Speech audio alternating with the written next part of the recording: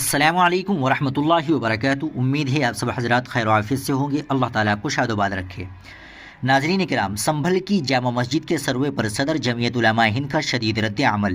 صدر جمعیت علماء ہند مولانا محمود اسعد مدنی نے سنبھل کی جامع مسجد کے حوالے سے پیدا کردہ تنازع اور عدالت کی جانب سے سروے کے حکم پر گہری تشویش کا اظہار کیا ہے۔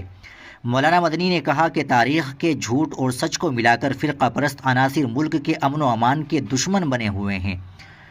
انہوں نے کہا کہ ماضی کے گڑے مردے اکھاڑنے سے ملک کی سیکولر بنیادیں متزلزل ہو رہی ہے، نیز تاریخی بیانیے کو دوبارہ ترتیب دینے کی کوششیں قومی سالمیت کے لیے کسی بھی طور پر مناسب نہیں ہے۔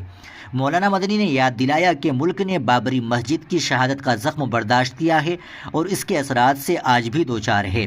اسی پس منظر میں عبادت گاہ خصوصی دفعات قانون 1991 نافذ کیا گیا تھا تاکہ ملک مسجد و مندر کے جھگڑوں کی آماجگاہ نہ بن جائے۔ سپریم کورٹ نے بھی بابری مسجد مقدمے میں فیصلہ سناتے ہوئے اس قانون کو ضروری قرار دیا تھا، لیکن آج عدالت اس کو نظر انداز کر کے فیصلہ سنا رہی ہے۔ ہر گزرتے دن کے ساتھ کہیں نہ کہیں مسجد کا تنازع کھڑا کیا جا رہا ہے اور پھر سچائی جاننے کے نام پر عدالتوں سے سروے کی اجازت حاصل کر لی جاتی ہے۔